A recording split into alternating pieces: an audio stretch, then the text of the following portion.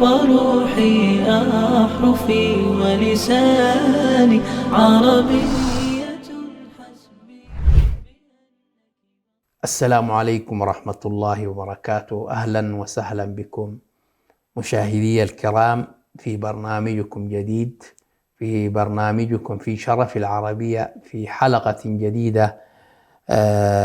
في هذا البرنامج يأتيكم من قناة سلام الفضائية، وما زلنا في تاريخية اللغة العربية ومكانتها في أريتريا، ونقول الحمد لله رب العالمين، وأشهد أن لا إله إلا الله وحده لا شريك له، إله الأولين والآخرين ورب الناس أجمعين، وأشهد أن محمدا عبده ورسوله صلوات الله وسلامه عليه، بلغ الرسالة وأدى الأمانة وجاهد في الله حق جهاده، وترك أمته على المحجة البيضاء ليلها كنهارها لا يزيغ عنها إلا هالك.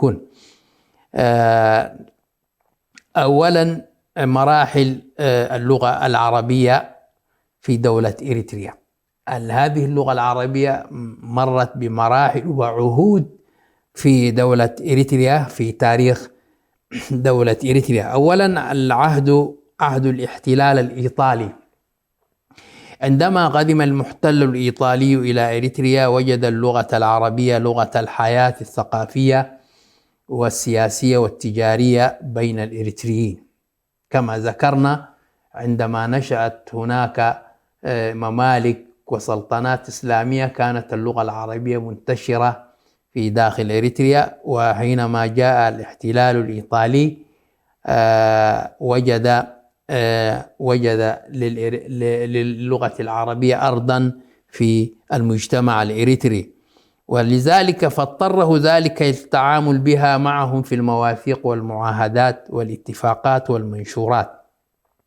لذلك الاتفاق الذي كان بين إيطاليا وسلطنة عفر في ذاك الوقت كان كتبت باللغة العربية، الوثيقة كتبت باللغة العربية، وهذا دليل على أن اللغة العربية لغة راسخة في هذه المنطقة ولها جذور قديمة، يعني وليست مستحدثة، أو كما يقول جاءت مع قبيلة الرشايدة قبل 100 عام.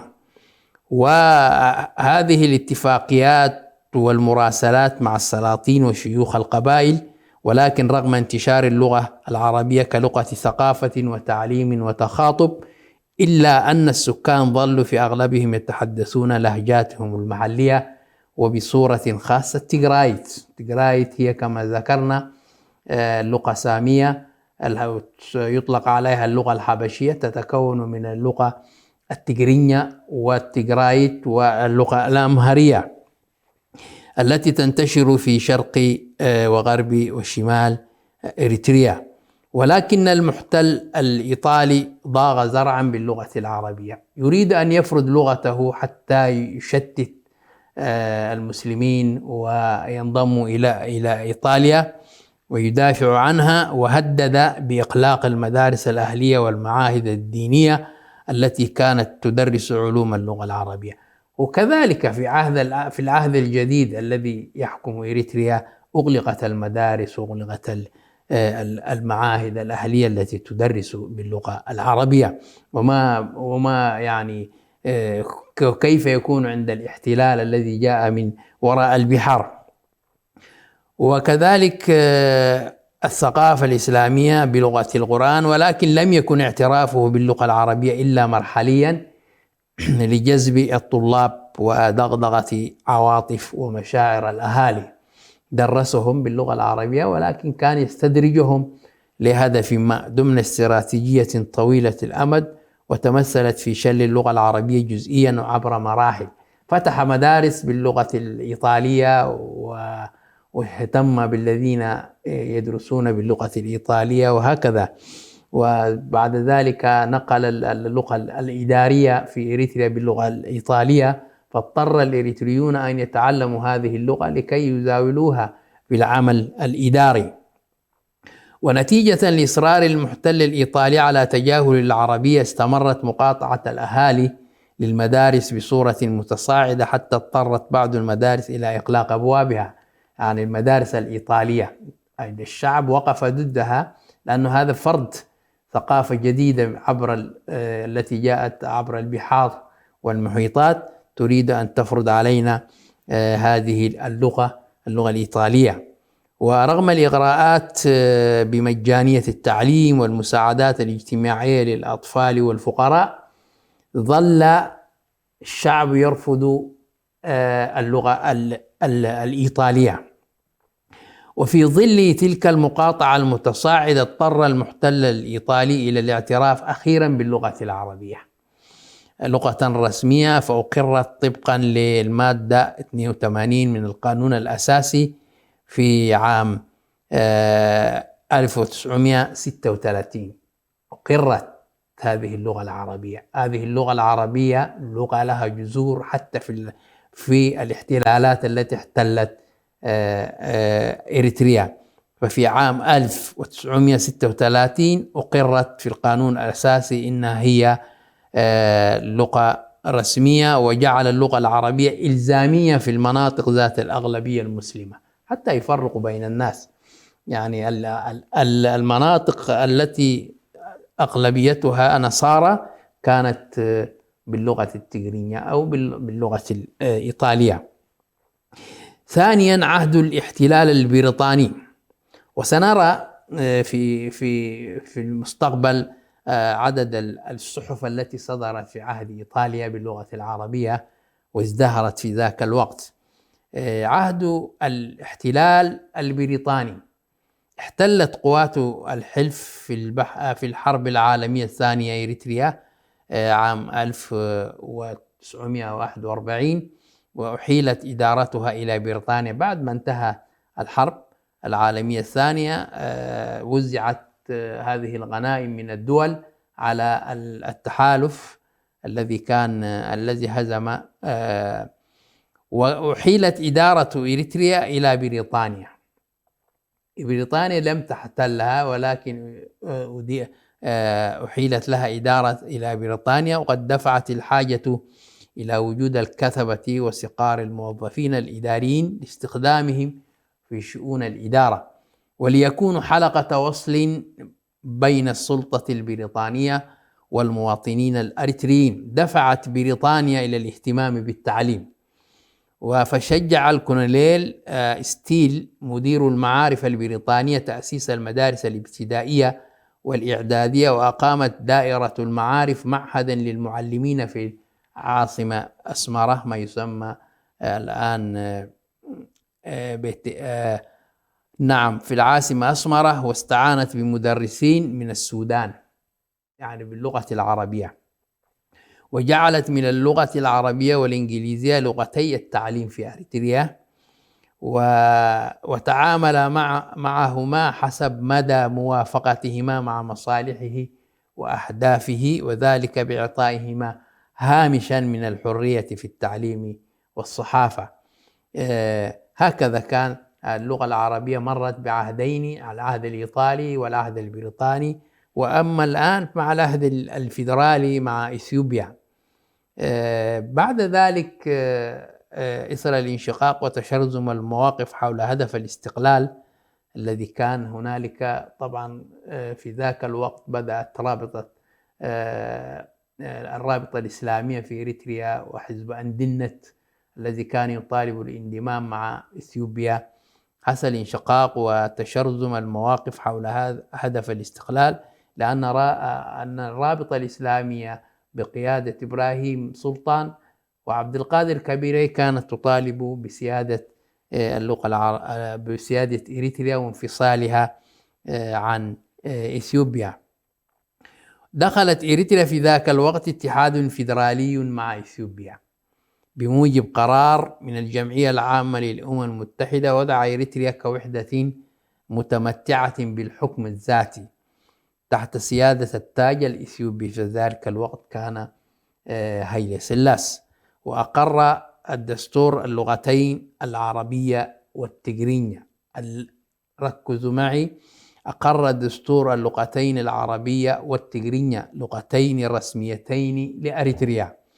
وفي الوقت نفسه شجعت إثيوبيا اللغات المحلية في إطار محاربة اللغة العربية في دولة إريتريا، كما تفعل الحكومة الحالية بما يسمى بلغة الأم، كل يدرس بلغته، ولكن هذه المدارس التي أسست لتعليم أبناء إريتريا بلهجاتهم وبلغات الأم كما يزعمون فشلت فشلا ذريعا.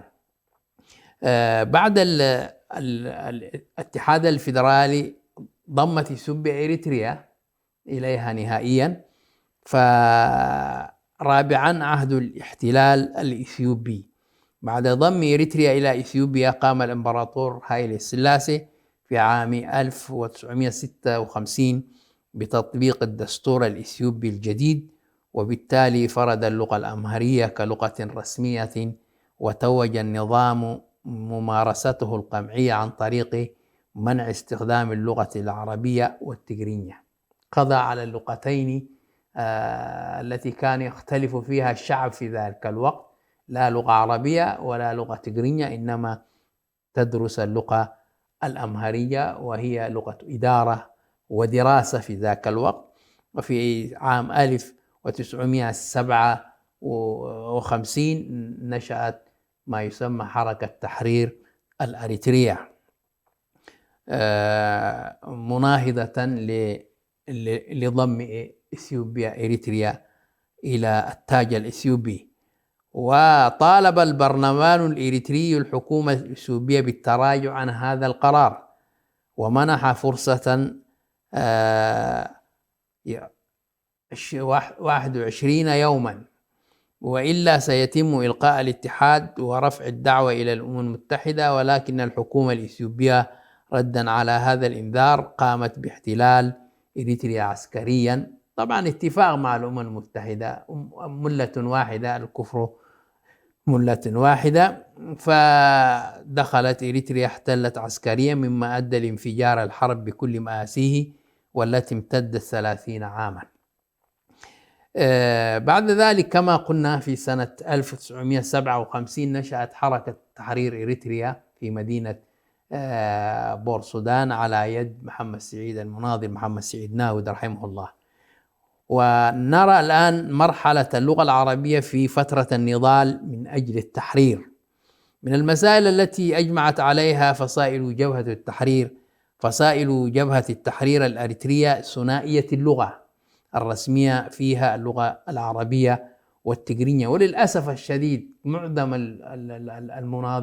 المناضلين والذين انضموا لجبهة التحرير الأريترية هم من عنصر إسلامي من المسلمين، وكانوا يتكلمون باللغة العربية ويتكلمون بلغاتهم الأخرى.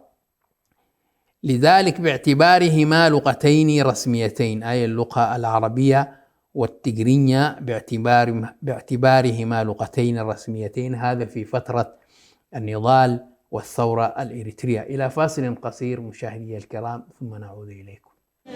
عربية قلبي وروحي أحرفي ولساني، عربية حسبي، عربية قلبي وروحي أحرفي ولساني، عربية. الحمد لله والصلاة والسلام على رسول الله وعلى آله وأصحابه أجمعين. أهلا وسهلا بكم بعد فاصل قصير في برنامجكم في شرف العربية الذي يأتيكم من قناة سلام الفضائية. وعنوان هذه الحلقة هو تاريخية اللغة العربية ومكانتها في دولة أريتريا. ونحن ما زلنا في مراحل اللغة العربية وتطورها في فترة النضال من أجل التحرير. وكما قلنا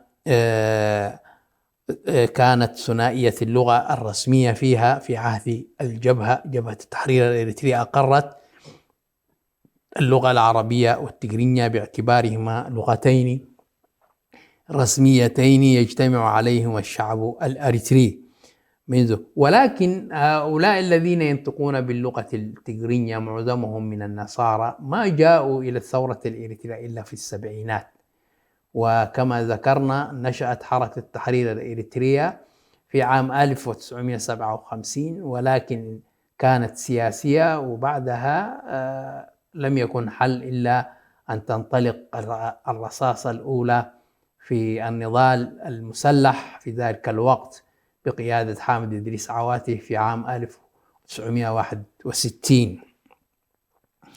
وهذه في منذ فترة الخمسينات إبان فترة الاتحاد الفيدرالي، وإن أي تجاوز لهذه الحقيقة سوف يلحق ضررا بالغا بمستقبل تطور البلاد. هكذا كانت ترى جبهة التحرير التي أنشأت الكفاح المسلح من أجل تحرير إريتريا من قبضة إثيوبيا، وأقرت كما قلنا اللغة الرسمية فيها اللغة العربية والتجرينية. والحق أن وضع اللغة العربية في أوائل الستينات إلى آخر التسعينات من القرن الماضي يتمثل في أنها كانت اللغة الرسمية للتفاهم اليومي بين المقاتلين أنفسهم من ناحية والشعب من ناحية أخرى، كما كانت تتم بها المكاتبات الرسمية وغيرها من المعاملات. وكانت لغة التخاطب في الاجتماعات والمهرجانات التي تقيمها الجماهير، وكذلك كان هنالك الشعر العربي انداح في هذه الفترة، وسنأتي إن شاء الله في حلقات قادمة الأدب العربي والشعر العربي في إريتريا، وسنرى أن هذه اللغة العربية بأدبها وبثقافتها كانت لها جذور وكانت لها مكانة كبرى في أريتريا رغم من يجحد بها الآن. وكانت لغة التخاطب في الاجتماعات والمهرجانات التي تقيمها الجماهير في المناسبات المختلفة تليها اللغة التجرينية، إلا أن الجبهة الشعبية لتحرير أريتريا الحزب الحاكم الآن سمى نفسه الجبهة الشعبية للديمقراطية والعدالة هو الذي يحكم إريتريا على مدار أكثر من 30 عاما. هذه الجبهة التي انشقت عن جبهة التحرير الإريترية عام 1976 أثارت من جديد مسألة اللغة من خلال طرحها مشروعا بديلا للثنائية اللغوية العربية والتجرينية، وهذا المشروع يقوم على فكرة تطوير. وللأسف الشديد الذي أنشأ هذه الجبهة الشعبية وانشق عن جبهة التحرير هم من أبناء المسلمين مثل رمضان محمد نور وإبراهيم عافا وعلي سيد وغيرهم، ولكن بعد في الثمانينات تسلغ سياسة فورك على هذه الجبهة واستولى عليها إلى أن تحررت إريتريا وصار رئيسا للبلاد. وهذا المشروع يقوم على فكرة تطوير اللهجات المحلية على أساس أن اللغات الإريترية متساوية، وذلك بعد أن ترسخ مفهوم الثنائية اللغوية والثقافية لدى الشعب الإريتري عبر مرحلة امتدت لأكثر من قرن من الزمان. والجدير ذكره طبق هذا المشروع عندما لم يستطع أن يطبقه في عهد الثورة الإريترية أو عهد النضال، ولكن الجبهة الشعبية بعد أن استولت على إريتريا في عام 1994 وصارت هي الحاكمة فرضت وطبقت هذا المشروع، مشروع التدريس بلغة الأم، هذا التدريس الفاشل الذي فشلت فيه كل المدارس التي تدرس بلغة الأم ما عدا اللغة العربية واللغة التجرينية كانت من المدارس الناجحة. هذا المشروع عندما تولت الجبهة الشعبية لتحرير إريتريا الحكم في إريتريا عام 1991 إثر تحرير كامل التراب الإريتري، وتصدت قيادة الجبهة الشعبية لتحرير إريتريا للغة العربية، فبدأت في تهميشها في المهرجانات في الافتتاحات في كذا وفي المناسبات الوطنية قبرتها، ومارس الإرهاب الفكري ضد كل من يتحدث باللغة العربية والتقليل من مكانتها في أوساط المجتمع الإريتري. لذلك بدأت هناك حصل تكتل في داخل الجبهة بعد التحرير إريتريا، تكتل في داخل الجبهة الشعبية بما يسمى بال15 قيادات في هذا التنظيم كانوا يطالبون باللغة العربية وبالديمقراطية وهكذا، إلى أن زج بهم في السجون حتى الآن. الفترة بعد الاستقلال المزعوم إثر سقوط نظام منغستو هايلي مريم عام 1991 وانفراد الجبهة الشعبية لتحرير إريتريا بالحكم، حشدت إمكانيات كبيرة لتطوير وتحديث مفردات هذه اللغة، مفردات اللغة التجرينية، وقامت بتكريس مفهوم مفاده إن اللغة التجرينية هي لغة الأم في إريتريا، ونجحت في بعض مناطق المسلمين الذين باتوا يتحدثون بلغة.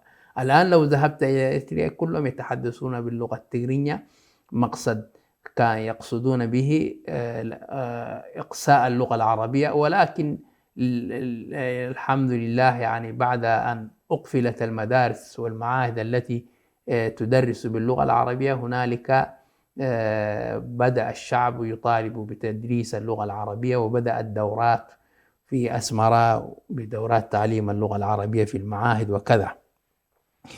وإن تصور إريتريا كدولة عربية بحكم الموقع الجغرافي والتاريخي، لأن لها ما زال لها كرسي أو مكانة في جامعة الدول العربية وفي المؤتمر الإسلامي، ولكن للأسف الشديد هذه الطغمة الحاكمة رفضت هذين المكانين في الجامعة العربية ومؤتمر الإسلامي، وبمبررات يعني خاطئة.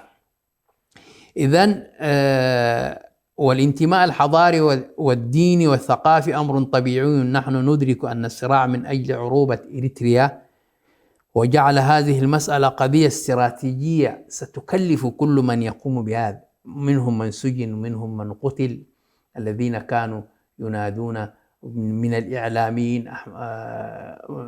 الإعلاميين الذين قتلوا كثر، يعني كانوا يريدون أن يناضلون من أجل اللغة العربية في ظل تجاهل العربي لهوية وعروبة إريتريا. للأسف الشديد الدول العربية القريبة من إريتريا تجاهلت هذا الموضوع، وإلى أن نسي هذا الشعب الإريتري المسكين.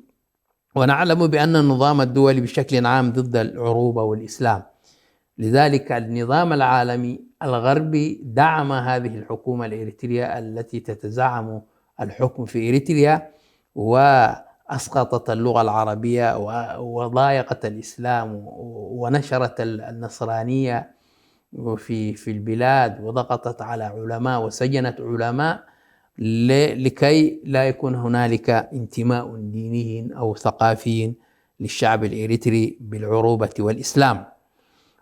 لذلك ولإزالة المعالم العربية في إريتريا وإخماد جذوة اللغة العربية والحيلولة دون اعتمادها كلغة وطنية ورسمية في البلاد.